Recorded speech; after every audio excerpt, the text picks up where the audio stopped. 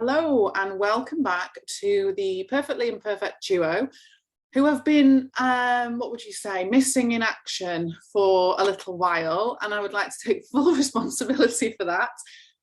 Being pregnant and sick has just meant, I'll be really honest, I've been doing the bare minimum, what I've needed to do. And so this has taken the back burner. But we are back and we are hopefully going to be doing this more regularly now. So thanks to all of you for your patience, and Lily as well for being patient.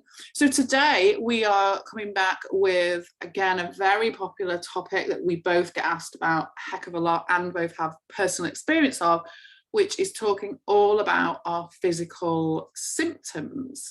So physical symptoms primarily of anxiety or stress or overwhelm, and how they manifest, what happens, and how it can really become a little bit of a vicious cycle. Yeah. So, Lily, where do we start with this huge topic? Share some of our physical symptoms. Yeah. Or, we got all week for mine. I know. One, I guess we could start there, and then I think it will naturally move us into offering some hope and insights into the symptoms. But and I guess I'm like, where to start? I as a child, I had a lot of headaches and a lot of stomach aches. I actually had an ulcer even in high school. Wow. And so I would often be kind of doubled over in pain. And it was kind of a joke. Like in high school, people would tell me they knew I had stomach aches. And they would say, get in the fetal position. That's like really soothing. But, my anxiety was not to the disordered extent that it became as an adult. But then I just had a lot of stressful thinking that I took really seriously. And I had some symptoms as a result. I didn't know that. I just thought I was prone to stomach aches and headaches. And then as I moved into an adult, where was I going with this? I then would analyze those symptoms. I grew up in the 90s and I would watch like medical shows, which there are now too, but in this show ER, emergency room, I guess it stood for, this one character died of like a brain aneurysm. It was like, cause I had headaches. And then when I started, having some commentary on them, I always thought, oh my gosh, I'm going to have something horrible wrong with my brain. It seemed very real and scary, which is so funny now because not funny because I know when you're in it, it seems horrible and scary. But for years, it was like this dread was over me that it was like going to be stomach cancer and a brain aneurysm and a brain tumor. And then I felt like I would always be seeing people that like had a brain aneurysm or reading or seeing something on TV, which is reflecting on it now, I never think that. And I can't even remember the last time I saw anything about that, but thought it was a big deal.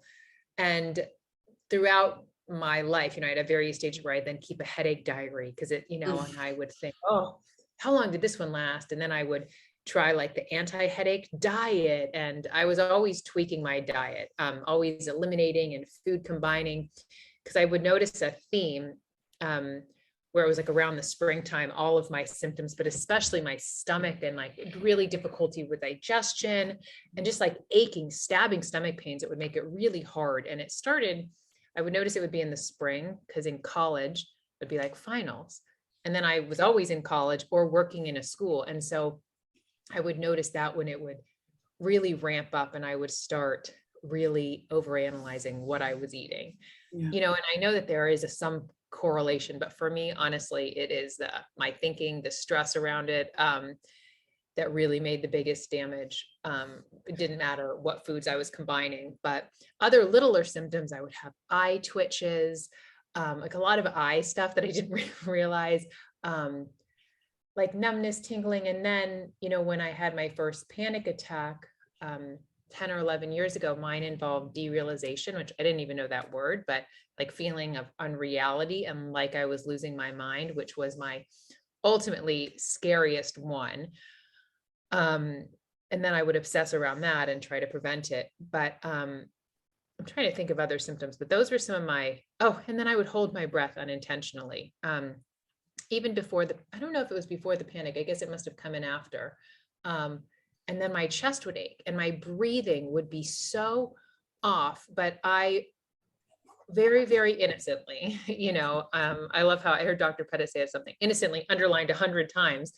would, you know, add on to all these symptoms. And so I had done so many various trainings in terms of grounding and breath work and square breathing. And I would think, well, I'm having difficulty breathing. I should be doing these things. And so I would do them. And also in LA, there's a bunch of like meditation dens and breathwork studios. And I would go there.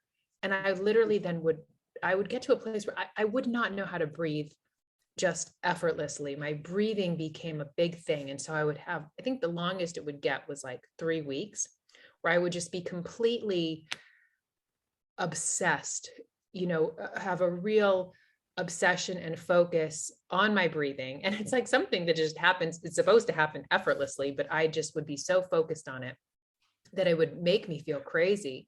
And as a result, I would get lightheaded, and then my chest would ache. And that was the one that was the last to go away, because I was so desperate. You know, I don't know when the headaches just went away. I never get a headache anymore. I mean, you know, I drank a little too much a few weeks ago. I definitely had a headache. Yeah, well, that's different. Yeah, that's definitely different. But so I had, you know, so many under the sun, but those were some really big ones for me that I unintentionally kept feeding, and I freaking myself out. And one of the things that stands out for me, well, a few things really, is never ceases to amaze me how people can be in such disbelief of the variety and intensity sometimes of symptoms linked to anxiety or our overthinking or anxious thinking. It's like they can't possibly be anxiety. This is too much for it to be anxiety. And yet if we got together, imagine, Lily, if we got together with, say, us two and everyone in our membership as just a starting point, we would be there for hours writing down the symptoms that we've all experienced. Some that some of us have never heard of, some that are really common. Like for me, it's a never-ending list of physical responses that can come from when we are stuck in our thinking and we're going down that negative thought path. And sometimes it can be hard to accept. I've just been doing a live on Instagram with a hormone doctor specialist. And, you know, that's one of the things that people struggle with so much, is like needing to know, well, is it this? Is it hormones? Is it that? And feeling so worried about the physical symptoms. And I think that also leads, like when you said you had an ulcer as a child, I'm like, I can imagine as a parent, it'd be like, oh God, like she's already got an ulcer. Like, what does this mean? And one of the biggest anxieties for me that kept the vicious cycle going, if you like, was this idea that by being stressed and having these physical symptoms, I am damaging my body. Therefore, I'm going to create more issues in the future, like, you know, okay, also what next kind of thing. But actually, our body does an amazing job of coming back into balance. It will repair itself in the same way. If we fall over and cut ourselves, the skin will heal over. Sometimes we might pick at it and it might take a bit longer, but it's going to rejuvenate itself, it's going to regenerate itself. And it's the same with the mental health stuff. So I suppose I want to say that for anyone that is listening that is like, yeah, I have all these physical symptoms, and what damage am I doing to my body? Well, what you're doing is your body is, like, whether we like it or not, yes, it is responding to that, and it causes inflammation and all of that, but none of that is irreparable. Like, we can get to a place where that resets and rebalances itself. So that's the good news. Because, you know, even you and I sat here, that all the physical symptoms we've had between us, you'd think we'd be dead and buried by now, let's be honest. Like, the fact that we're here is an absolute miracle. But actually it's not. It's like, it is a miracle, a wonderful miracle, that is being human. And, you know, no matter what, and like you said, for me, the physical symptoms, the last one I ever got was the lump in the throat. Now, in my previous episodes over years of having anxiety, that had never featured for me. I'd never had that. I had so much stuff, but that had never featured. And the last episode having many years ago, I remember the lump in the throat being a real bone of contention for me. I hated the sensation. It panicked me. I didn't like it. But because I was so invested in how much I disliked that and how scary that was, it was the very last thing to go for me, because my focus was on it. Like, I don't like this. What does this mean? What if this gets worse? And again, linking to breathing, like you were saying, do you know, at the end of the day, nobody likes the idea of not being able to breathe. I think we'd be a bit strange if we kind of thought that was a nice experience. Well, I don't know. I've never met anybody yet who doesn't like the experience of laboured or restricted breathing. But what I always remember being in A&E once, many moons ago, I can't remember why I was there. It might have been anxiety, but I'm not sure. But I remember speaking to a lovely nurse who said, I have so many people in here with panic attacks. Should I have massive, big, strong, grown men hyperventilating? And it gets worse because they really start to panic that they're going to pass out. They're going to stop breathing. And yet she says, I've never had anyone in my care pass out having a panic attack, interestingly. Now, she wasn't aware of the 3 principles and what we're talking about, but her experience or wisdom had shown her, actually, these people aren't passing out. And even when we feel like our breathing is laboured or restricted, what I always find so fascinating is that underneath that, we're still breathing perfectly fine. And when I was writing my book, I remember researching this, and I've probably told you this before, Lily, but I remember researching, because I was writing in my book that we wouldn't be able to kill ourselves by holding our breath. It's physically impossible. And then I thought, what if someone has? I better Google this. So I went on Google, has anybody ever died from holding their breath? And it came up and told me that the closest anyone had got is to passing out. But what happens the second we pass out through holding our breath for too long, which is pretty hard to do. I don't imagine many of us could do it. But the second they pass out, what happens? The breathing just regulates. That's the whole reason for us passing out, is for the body to reset and regulate. We can't stop ourselves from breathing, even if we wanted to. Yeah. And that's what always fascinates me. And I get it, because like you said, you can laugh about it now. It's not funny at the time because it's a horrible sensation. But even if it is jolted, or we find ourselves taking those, even talking about, I can find myself feeling like my breath is shallow and needing to take a big one in, regardless of what's happening on the surface, a bit like the ocean, regardless of how big the waves, regardless of how disjointed, if we go deep enough underneath, it's still calm and in flow. And it's the same with our breathing. So if we hate that sensation and that physical feeling like our breathing's different, we're still breathing. Our body's taking care of that without us having to do anything at all. Yeah. And I love it. I'm thinking of, those people that always say, but I did pass out, where it's interesting, because when that thing has happened, whatever somebody doesn't want to happen, whether threw up or pooped in their pants or passed out, or somebody next to them threw up, not that I ever bring them back in the past to go over it, but if I get curious, what was it like? They worked through it, that like, it always works out, so whether, okay, you fell down, and if you passed out and you were alone, it's all these things that people can really fear, or and that's how it was actually for me with a panic attack. I had my first one, and then I spent years wanting that never to happen, and then probably just having panic attacks as a result. But when I found you and the 3 principles, and I looked back at that first panic attack, it looked totally different. Like, I just saw my wisdom coming through and guiding me to a place to park and call my mom and call my psychiatrist. And when when other people look back, when they did pass out, they either somebody came to their aid, or wow, they were surprised at how well they handled it on their own. Or, even if I've had people that have had experiences with throwing up, or someone throwing up near them. And when they've gone back, it's like their wisdom has got them through it. Like, they got through it. Yeah. But then it's like, we forget that, and we think, I never want that to happen. That was so horrible. Or it might've never happened, but I go to hot yoga, and I took a break for like 2.5 months. And then I went back, and it was really hot. And but I find real comfort in, well, because if my brain's like, it's uncomfortable, I'm like, if I faint, great. Like, then the class is over.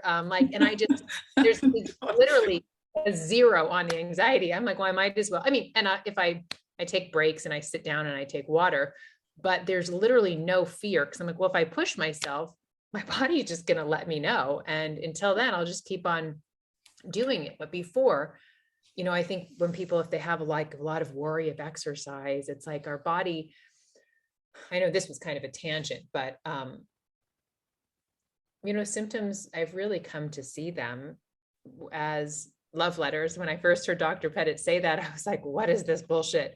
But if somebody's thinking that, it's really, they're just signals or alarms with information from love. I was watching an episode of Good Girls, which is this show on Netflix. I love Good Girls. Yeah. And it was like, I was trying to record it, but they won't let you do it on your screen. But it was like, I just kept seeing the 3 principles in action in this first episode. So one of the stars has a panic attack. And so she goes to the hospital and the nurse is saying, oh, your body's really telling you to slow down. Like what that's it. It's like, our body's loving us and is just saying, oh, wrong turn. You know? And it's always working in our favor. And I think that's what we fail to see sometimes, because we don't like the discomfort that we perceive it brings. I always remember sitting in, this was years ago, and I was sat in a shop and we don't get heat like you guys do there, but equally we're not used to it. We're not built for it. We don't have aircon hardly anywhere. We're just not built for it. And I was sat in a clothes shop with my daughter, and I really wanted her she was getting some new clothes or something, and it was important for me that she got what she wanted. So she's looking around, but this shop, the aircon in the shop was broken, and it was a very few and far between hot day. And so this shop, it was busy and it was roasting. It was horrible. It was not comfortable, probably for anyone. So at one point I sat down while she's wandering around, and I'm saying, I'm okay here. I'm just sitting here. You go and do what you're doing. So then the thinking started. What if I faint? What if I pass out? This is uncomfortable. I don't feel right. I don't feel well. And then I don't know from where or why at that moment, but my wisdom just kicked in. And I had this other thought that said, if you were by a pool right now abroad and you felt this hot and sweaty, you'd be loving this. This same physical bodily response, you'd probably just turn over, go in the shade or have a drink of water, but you'd be like, oh, this is heaven. And I realized in that moment that even the physical symptoms that I experienced in one scenario, I give myself permission to feel them, experience them, and see them as okay, even pleasant. And yet something else, just simply based on my thinking, completely changed my experience of feeling hot and sweaty. And that was a big shift for me in that moment of realizing it was not the fact that I was hot and sweaty, it was my thinking around it and my perception of, I'm in a shop, what if I faint, etc., etc. And I always remember another time where I just had my gallbladder removed and I was really weak after the operation. I was staying at my sister's because she's a nurse. And I just felt more secure being, letting her look after me. And I got up quickly and went to her toilet. And as I got up off the toilet, I fainted. And I banged on the door and everybody panicked. And I panicked. I was like, oh my God, what's just happened? I thought, what's wrong with me? And my sister really put me at ease because, again, being medically trained, she was able to say, it's okay. Your blood sugars will have just dropped instantly. And your body's way of bringing them back into equilibrium, if you like, quickly, is to put you to the floor. And that really helped me again in that moment, because I'm like, yes, that was an uncomfortable experience and it made me panic a little bit, but it was my body. Even making me fall to the floor and bang my head was a gift in that moment, because the alternative was my body wasn't working as it should. Yeah. And that's where I think made me think of panic attacks in both of those, because when you were sharing, you were hot and sweaty and you could have loved that sitting on a beach or at a pool. The feelings of an adrenaline rush, that we experience with a panic, sometimes people go to haunted houses or watch scary movies. Yeah. And then it's those same symptoms or those same feelings, that same energy. But when we're just kind of sitting on our couch or we're in a meeting, our brain is like, oh my God, am I going crazy? Am I having a heart attack? But just as your body will drop you to the floor, a panic attack is a big wake-up call. It is like, leave your thinking alone. It is like, you just can't ignore it. But when we don't know that, then we add on to it with a whole load of thinking. But it is the kind of the equivalent of dropping to the floor. And I used to really resist panic attacks, and then just my whole life almost revolved around preventing them. Mm-hmm. But then everything changed my thinking around them. I stopped resisting them. And it was about, I guess it was like a little more than a year ago. I was very busy with my business and I had like groups Monday, Tuesday, Wednesday, Thursday, and I was seeing all these clients. And so after one day, it must have been like a Wednesday or I don't know, a day.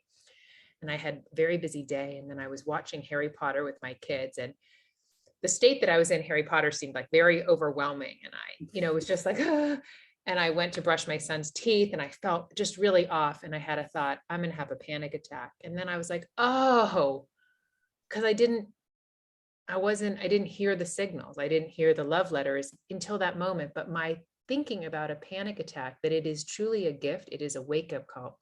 In that moment, it woke me up, and it was as if it was just like, foggy, hazy, and then clear. And it was so different from how I would have thought. If before I would have thought, I'm going to have a panic attack, instant freak out resistance. Then I'm like, oh my gosh. And to me, underneath that was, I just started, unintentionally setting myself off balance, getting kind of fast and furious. And then it was like I was just back right in this safe place, brushing my son's teeth, and there was nothing to be afraid about. And it was truly was such a gift that I had reached that peak, but I had that awareness. Do you know what I love as well and see a lot is that if we ignore the signs that our body, or the alarms or the love letters from our body, it will up the ante. It will show us in another way. Again, you've probably heard me say this so many times, Lily, but I always found it fascinating when my sister, who's a type 1 diabetic, was pregnant with her son. All of her physical symptoms attached to low or high blood sugars changed in an instant. They were unrecognizable symptoms that she'd not had before. They were completely different. And originally it sent her into a bit of a, whoa, what's happening here? Why am I not having my usual symptoms that's telling me my sugars are dropping? What does this new one mean? Is there something wrong with me? And when she spoke to the consultant, they said it changes in pregnancy. It's very common. And, they just then take that for granted. Your symptoms are going to change. But for me, it's so much more than that. It's like, it's another layer of protection from your body that says, okay, something really important is going on right now. We want you to be a little more alert. We want you to pay attention. We don't want you to think you know everything.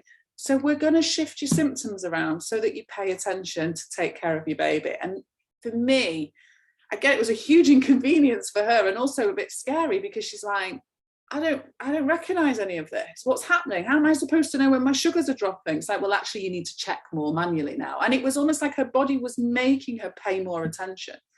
And that to me is phenomenal. So if we ignore the warning signs that our thinking is off, the body will shift it up and change it. That's why, because people will often say to me, but why do I get that symptom and they get that one? Or why does it get worse? Or why? Because we're not listening and we're not paying attention. The body's going to go, okay, let's try this instead, because we want you to pay attention.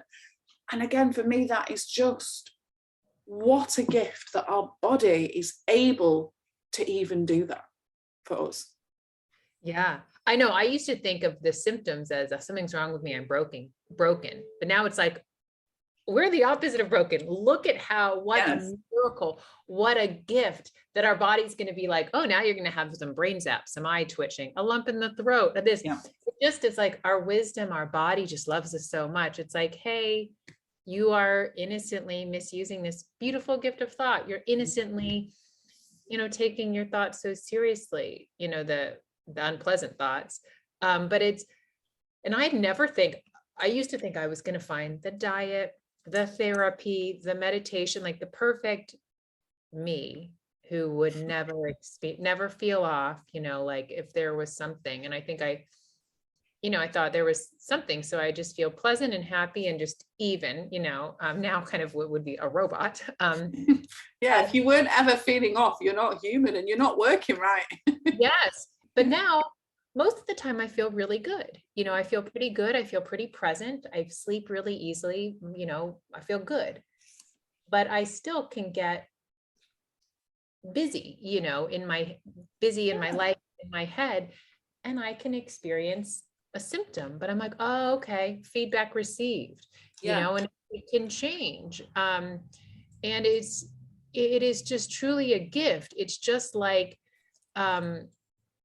just as if like you want the little light to go off in your car that's like, hey, time to get gas. We're not like, oh my God. We don't need to panic and stop the car and jump out of it because the alarm's come on. It's like, that's a warning. That is an indication. I think it was Bill who shared this example, probably when I first worked with him years ago, and I'm not going to do it justice because I can't fully remember it, but what he was comparing it to, like when a pilot comes into landing, the pilot doesn't wait until the last minute. The plane doesn't wait until the last minute for the alarm to go off.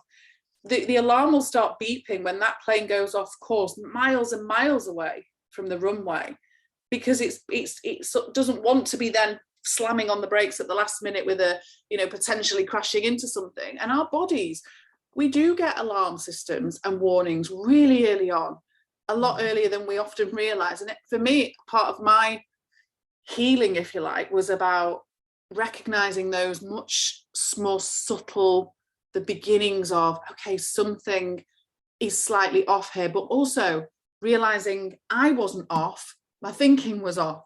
So when I found out I was pregnant and I went into a panic for like 3 or 4 days, like severe panic for the first time in many years, if I didn't understand the 3 principles, what that would have meant to me historically was, you've made the wrong decision.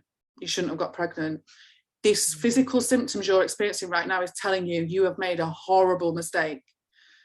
But the reason it didn't last for 3 weeks instead of 3 days was because I knew it meant nothing about whether I was meant to have a baby or not. The fact that I was pregnant told me I was meant to have a baby. What it told me is I've got far too much thinking about it, and that I may be jumping way too far ahead of where I need to be right in this moment. Because again, I think there's a misconception often out there that it means something. It means something. I've made a mistake. I've gone wrong. No, it's trusting that whatever happens in that moment is meant for us. But if we feel rotten, we've got far too much thinking about it, and it's the thinking that's off, not where we are. Yeah. I love that. That is so powerful, because I just think that's amazing. What an insight, what a gift to share. One of the last panic attacks I had, it kind of really didn't really happen, but I first started feeling panicky at work, and I had just started dating my boyfriend, but I met my boyfriend early on in my separation. It was just 3 months, and I was still living with my ex-husband, and there was a lot going on. And I don't think it had anything to do with this, but I'm sharing it because I started just to not feel good. And even though I knew the principles, I think I still had this thought, oh, panic, don't come now. I was I think we had told the children already about the divorce, and I was just getting ready to move out. So there was a lot going on, and I started to feel off, but I had a busy day at work. This is pre-pandemic and everything. And I said to my very good friend, who was at work with me, and she's like, do you think it's your boyfriend? Because he was like the new factor.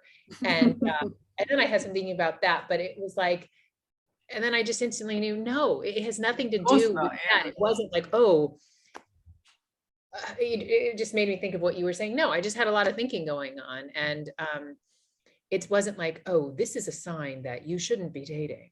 But people will often confuse gut instincts and wisdom. It's like, what's the difference between that and then our anxious thinking? It's like, for me, we are at where we're at, even if on reflection we didn't want to be, we were based on our thinking at the time, and actually that's still okay. And it's that, not attaching so much to that, oh, this is a terrible decision. And sometimes, like that example I gave, that can be so, that could lead to somebody even getting rid of a child that's wanted because they believe they've got to listen to the physical and they've made a mistake. And actually, the more you see that's not what it means, it's really quite liberating. Yeah.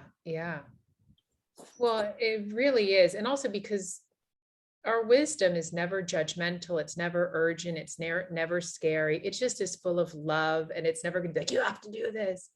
It is, when we kind of think, oh, how does it feel? You know, and the wisdom always feels harmonious. It just loves us so much.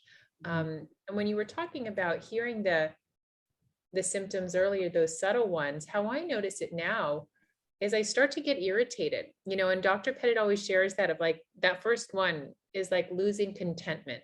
Mm-hmm. And sometimes I notice it myself, you know, because usually, but because that was a huge symptom for me. Mm-hmm. Yeah, me too.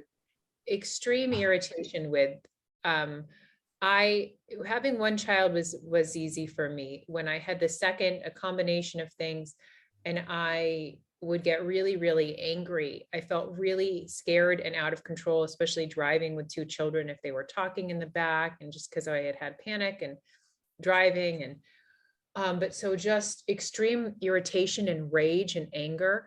And because I also knew that's not who I was, and I would go to bed every night just thinking, just filled with regret, doom, rumination over that, and promising to start over. And I would read all these books and do all this peaceful parenting and meditation and mantras and journaling and, you know, stuff that's fine, but none of that mattered because I still had so much thinking. You know, I wasn't going to think my way out of it with that mind, but I wasn't going to meditate my way out. But that's an aside, because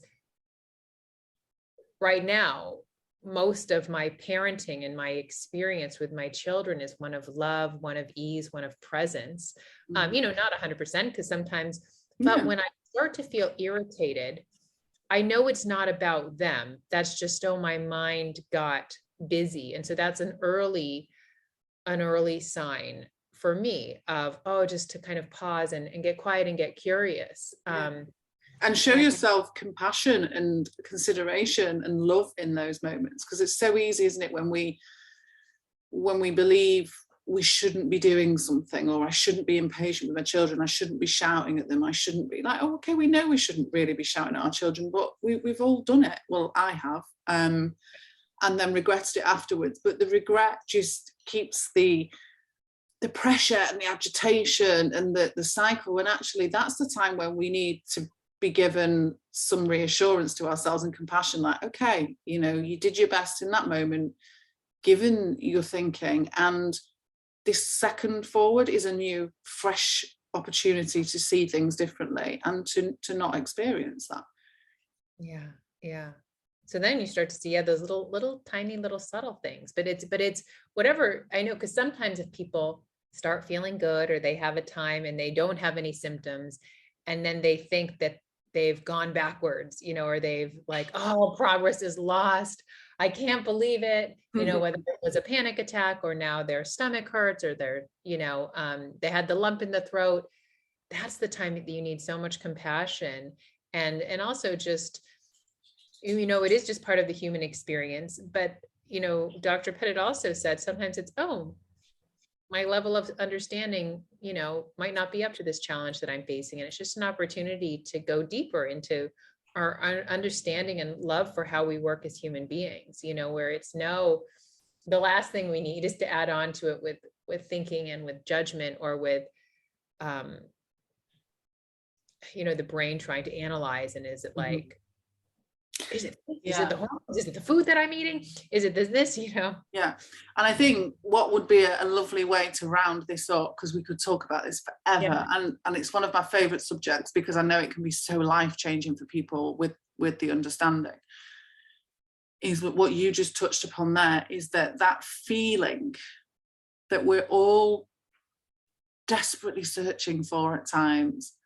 It doesn't matter what you call it, whether it peace, love, contentment, happiness, success, whatever the word is for you, we're ultimately all aiming for that same feeling in a way, however we word it.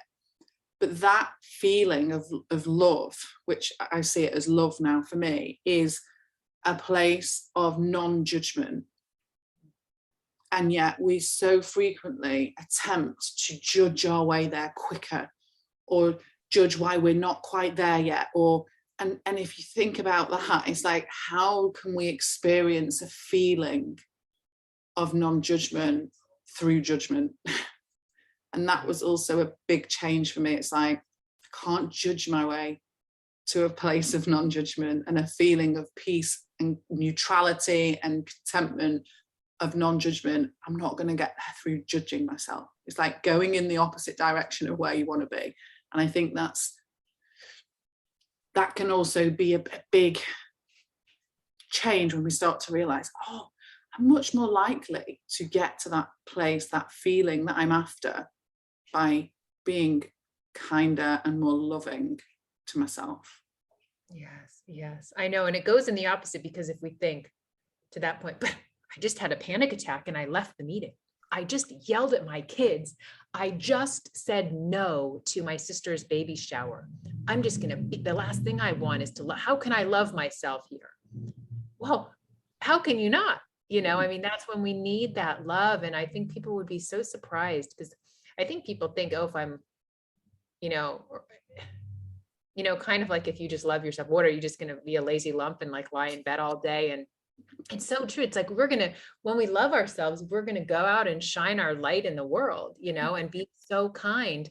And also, when you were saying that, I never got to that place of peace and love through analysis, through analyzing myself. But if I did, then I used to, years ago, if I had a wobble or some symptoms came back, or what did I do wrong? And now I just love myself and kind of slow down. And if something pops up, it's not through analysis. It might be just like, ooh, time to put that wait list up. I've been taking on too much, but it just pops up, and so it's also no judgment, no time to analysis. It's truly just a gift when you notice, oh, I started not feeling so great. And the irony of all of that is that the more we love ourselves, the less judgment we have, the quieter the mind becomes. For me, I don't know about you, but for me, I'm more creative. I have great ideas. My wisdom is so much clearer. I know I support other people in a much better way. And I am much more successful for it. So it's like, I laugh about it in that my business, I've never worked as little hours. It's never felt as easy. And it's never been as successful. Like, how? So it doesn't make you lazy. It might temporarily feel like it's a halt or a change, because for me, the habit was the other way. The habit was to criticize and analyze. And so I might have felt for a time, hang on, I'm spending, maybe I need to give myself a kick up the backside, not be compassionate with myself, but actually now through the other side of that, seeing how much more I get out of life, how much more I do actually, because I'm kinder to myself. Yeah, I know. It's like, what capacity, when people, have been in like disordered eating and dieting, and then if they kind of let that go, it's like, imagine all the hours we'd have when we're not, because anxiety can be just front page news, panic, anxiety, full-time job. And then when you let go and your mind's a little bit quieter, it's like, yeah, you're creative. You're just, and it's funny. And I know we're ending, but I had a bit of an anxious drive one morning on last Thursday. And I just, and I don't usually feel like that, but so I was coming in and I was going to say to my boyfriend, oh, I'm feeling anxious.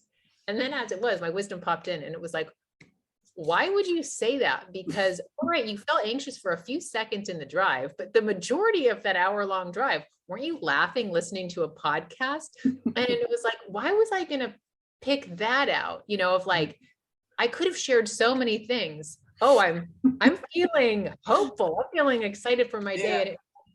And I realized that where it was just kind of this old story where, when I know people are like, how do I tell my partner I have relationship anxiety? I think that seems so big, but actually we're creative. We're funny. We love swimming, and it's when we start to realize it, the symptoms, because I know that's where we can seem like, oh, but what if, sometimes if it's like, okay, I'm not going to focus on getting rid of these symptoms. They can be here because I know it's not the lump in the throat, the difficulty breathing, the intrusive thoughts, the panic attacks. I'm not going to find the healing by going in each one. We're going to find, our body's going to start, finding that balance again and peace through understanding how we work as human beings, and that loving place and realizing what thoughts feel good. And that could be a whole other thing, but like, I don't know. It's like, just, I don't know where I was going with that. But the moment I stopped waking up and saying, is my breathing thing here? How am I breathing? Like, all right, that's just going to go away. You know, when my well-being rises, the symptoms are going to fall away. And the less that I focus or get carried away with whatever my brain says about the symptoms, I'm just going to focus on health. I'm going to be curious about thought, mind, and consciousness. I'm going to be curious about well-being and where I see my wisdom, and the symptoms can be there. And really, the moment I just kind of accepted that my breathing was a little bit off, I don't know when it fell away. You know, when I just stopped noticing my breathing. And so there's no judgment if you are in the habit of waking up and being like, how's my symptom? But to know, what if you would just, that's not where you need to focus on it, you know, focus on your health and love yourself. Yeah, definitely. Love yourself. So we'll end it there. But so thanks for everyone for listening, and we will be back soon with, did we decide what we're going to do next, Lily? Can't remember. Intrusive thoughts. There's intrusive thoughts. Yeah, another favorite topic. So we'll be back soon with intrusive thoughts. Thanks for tuning in. Yes, Bye. thank you. Bye.